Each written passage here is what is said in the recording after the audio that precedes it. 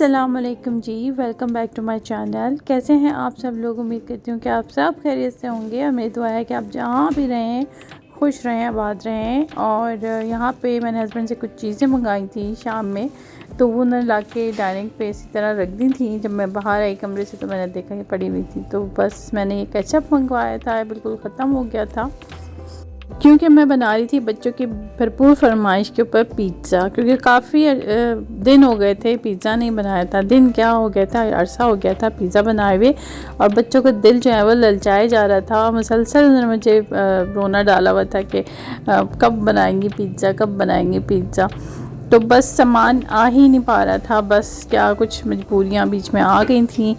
तो अभी यहाँ पे नेक्स्ट मॉर्निंग को मैं अब दिखा रही हूँ कि मैं नाश्ता बना रही थी, और ये चकोर पराठे जो है मेरे हस्बैंड को बहुत ज़्यादा पसंद है। तो वो अक्सर यही फरमाइश करते हैं कि मुझे चकोर पराठे बना कर दो। तो उनके कहने से पहले मैं ख़ुद ही बना कर उन्हें दे देती हूँ कि वो मुझे कहें कि आज भी जो पराठे बना रही वो चकोर ही बनाना। तो मुझे पता है कि उनको ऐसा पसंद है, तो मैं ऐसे ही बना देती हूँ। तो यहाँ पर मैंने चाय भी रख दी थी, और फ्लेम जो है ना बहुत ही कम आ रही है आजकल। सही से गैस नहीं दे रहे हैं ये लोग। वो एक टाइम पे एक ही चूल्हा जलता है, और यहाँ पराठे मेरे तकरीबन कंप्लीट होने वाले थे, तो मैंने दूसरे चूल्हे पे चाय चढ़ा दी थी ताकि वो भी साथ साथ बन जाए। और ये गोल वाला पराठा जो है मैंने अपनी बेटी के लिए बनाया है। आज उसका भी दिल चाह गया, बड़ी बेटी का, तो मैंने उसके लिए भी बना लिया है। थोड़ा लच्छे वाला पराठा है, उसे ऐसा ही अच्छा लगता है, तो उसके लिए मैंने ये बनाया है। और आजकल सर्दियां हैं, तो सुबह उठने के बाद फ़ौरी तौर पे चाय की तलब होती है, और सर्दी की वजह से जो है पूरे दिन तकरीबन चाय बनती रहती है। तकरीबन 3 से 4 दफ़ा तो चाय पी ही ली जाती है। और यहाँ पे मैं साथ में ऑमलेट भी बना रही थी। बेटी को मैं ऑमलेट दे रही हूँ, उसे ज़रा इसी तरह से पसंद है, थोड़ा सा मिर्च मसाले वाला।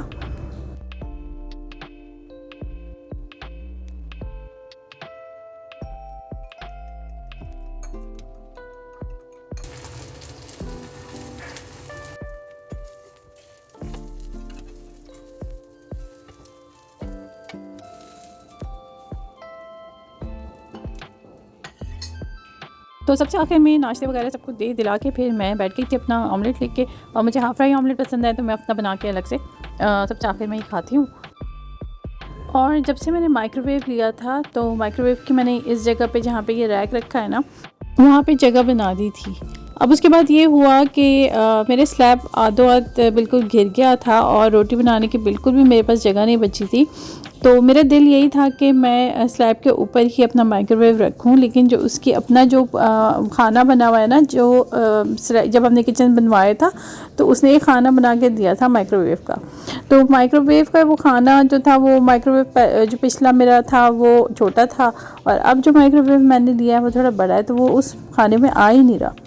तो वो मैंने फिर खाने के बराबर में रखा। और वैसे खाने की अपनी जगह भी घिर रही है, और फिर स्लैब का पोर्शन भी घिर रहा था, तो बस मैं इधर उधर ही इसको की जा रही थी। तो मैंने पहले भी यहाँ रखा हुआ था चेयर के ऊपर, तो मुझे लगा ये ख़राब ना हो जाए, क्योंकि उससे नीचे निचला ऐसा दब रहा था। तो मैंने फिर उसको वापस स्लैब पे रखा, और उसके लिए मैं सोच रही थी कि क्या करूँ, मतलब मुझे समझ नहीं आ रहा था कुछ भी। तो घर में ये टेबल मेरी पड़ी हुई थी, जहेज़ की है ये, तो मैंने कहा चलो इसको इस्तेमाल में लेके आती हूँ। तो मैंने ये निकाली है, और इसको साफ़ वगैरह करके और यहाँ पे रख के मैंने इसके ऊपर ये रख दिया। चेयर से ज़्यादा कंफर्टेबल माइक्रोवेव जो है ना इस टेबल के ऊपर है, तो मुझे भी सुकून है कि अब ये जो है सही रहेगा। और अब आप लोगों के सवाल पैदा हो रहा होगा कि वो हिसाब कटवा क्यों नहीं देते जो जिसमें माइक्रोवेव नहीं आ रहा, तो उस तरह से उसी जगह पे ही आ जाएगा।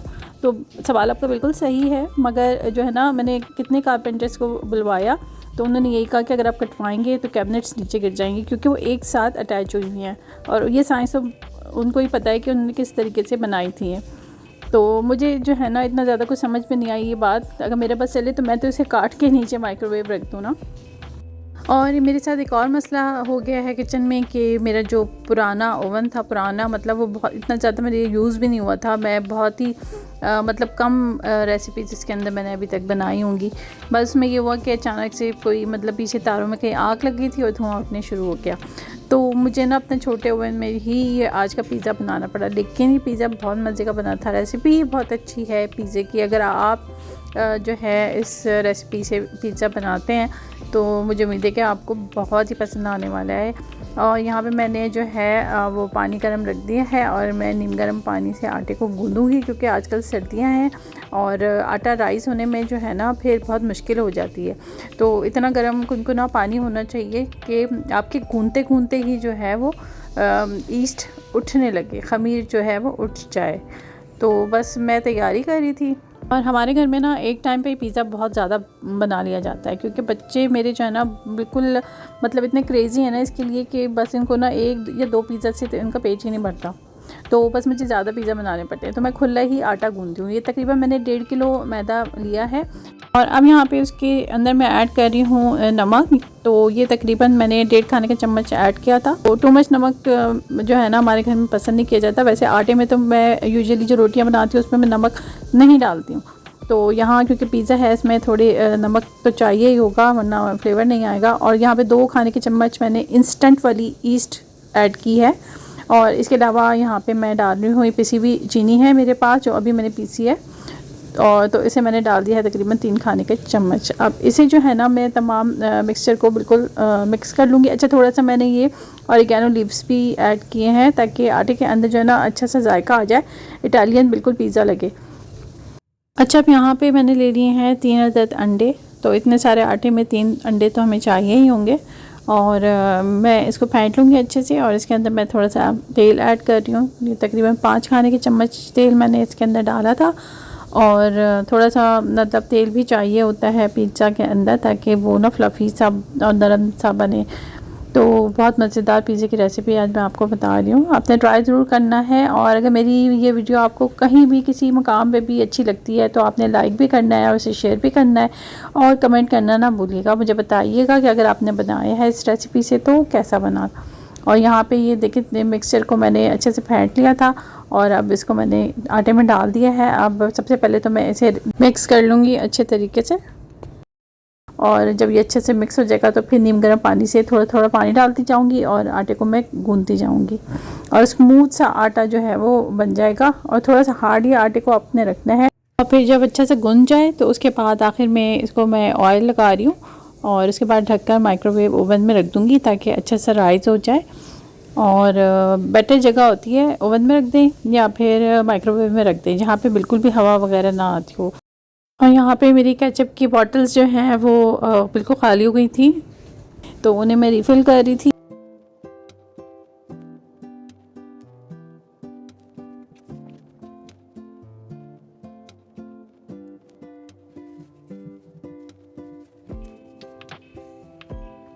जनाब अब वक्त आता है मैरिनेशन का। तो सबसे पहले मैंने चिकन को ना क्यूब्स की शक्ल में काट लिया था, वो छोटी छोटी पोटियों की शक्ल में। और उसके बाद मैंने अदरक लहसुन का पेस्ट इसके अंदर डाला है, थोड़ा सा चिली सॉस मैं डाल रही हूँ। फिर इसके अलावा मैंने डाला है ब्लैक पेपर, ये हस्बे जायका भी आप कर सकते हैं। यहाँ पे थोड़ा सा मैंने गरम मसाला ऐड किया है, सुर्ख मिर्च पाउडर ऐड किया है, नमक मैंने डाला है और यहाँ थोड़ा सा हल्दी पाउडर, और ये मैं दही ऐड कर रही हूँ। और दही से ना काफ़ी मॉइस्ट बनते हैं और बिल्कुल टिक्कों की तरह बन जाते हैं। तो बहुत मज़े का बन के तैयार हुआ था और बहुत ही अच्छी मेरी रेसिपी है, बहुत जायकेदार। ये चिकन जो है ना वो मैरिनेट हुई थी और यहाँ मैंने मलाई भी उठा के खा लिया। अच्छा, मुझे बड़ा शौक़ है ऐसी चीज़ों का, तो अच्छी मोटी सी मलाई आ जाती है दही के ऊपर। तो यहाँ देखिए मैंने हाथ से ही उसे मिक्स कर लिया था और उसके बाद ये मैरिनेट हो गए थे। तकरीबन मैंने आधा घंटा रखा होगा इसको, क्योंकि जल्दी जल्दी मुझे करना था काम और मैं थोड़ी देर के लिए बाज़ार भी निकल गई थी और मैं जल्दी जल्दी हो के आ गई थी क्योंकि चिकन मुझे लग रहा था कम है, तो मैं और चिकन ले आई थी। उसके बाद मैं घर आके और चिकन को मैंने जो है वो जल्दी जल्दी से उसको क्यूब्स में काटा। जब शूट भी करना हो ना तो हाथ पैर फूले रहते हैं। बस यहाँ पे देखिए मैं प्यालियों में बना के सब रख रही थी चीज़ें। हरी मिर्ची और ऑलिव मैंने काट के रख लिए थे और इस तरह से अगर रख लेना पास तो फिर तमाम चीज़ें अवेलेबल रहती हैं और पिज़्ज़ा जल्दी से तैयार हो जाता है। आटा देखिए कितना अच्छा सा ख़मीर हो गया था और बस मैंने उसे ज़रा पंच मारा है और वो फुस हो गया। और अब उसे मैं स्लैब पे डाल के ना तमाम बर्तन को मैंने उल्टा कर लिया है। स्लैब पे डाल के अच्छी तरह से मैं गूँधूँगी और तमाम जो इसका जो कार्रवाई होती है ना ये गूँधने की, सारा प्रोसीजर यही इसी का होता है और इसी की वजह से, गूँधने की वजह से ही अच्छा बनता है। जितना आप गूँधेंगे उतना पिज़्ज़ा आपका सॉफ्ट बनेगा। और यहाँ मैंने अच्छी तरह से गूंद लिया है। अब इसे मैं पेड़े काट लूँगी और फिर पेड़े बना के साइड पे रख लूँगी।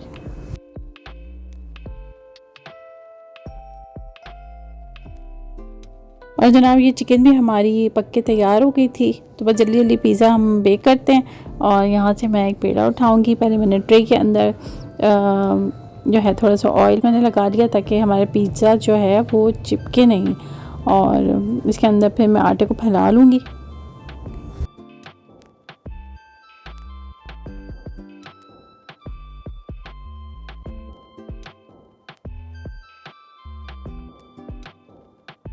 इसके बाद कांटे से थोड़ा सा प्रिक कर लें। अगर आपको थोड़ा नरम नरम चाहिए तो आप ना करें प्रिक। अब यहाँ पे मैंने केचप भी उसके अंदर डाल दिया है। और फिर मेरी बेटी ने कहा कि प्याज थोड़ी सी डाल दीजिएगा, तो फिर मैं प्याज भी काटने लग गई क्योंकि प्याज तो मैंने काटी नहीं थी।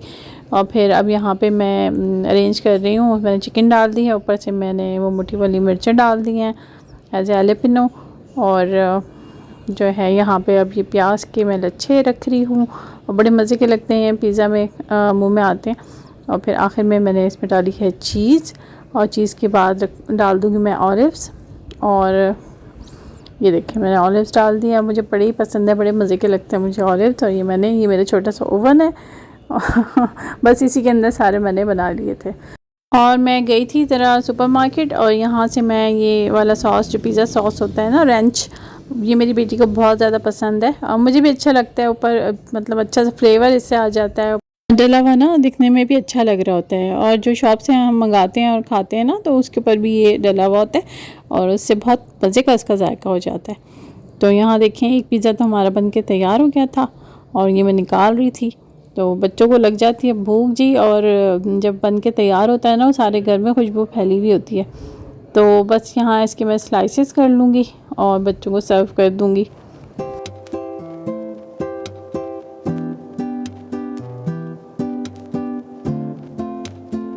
और देखिए जी मेरे मासूम से ओवन में कितना मज़े का डिलीशियस सा नरम नरम सा पिज़्ज़ा बन के तैयार हुआ है। और बस दुआ करेंगे मैं जो है ना जल्द से जल्द अपना जो दूसरा ओवन है बड़ा वाला, बस वो ठीक करवा लूँ।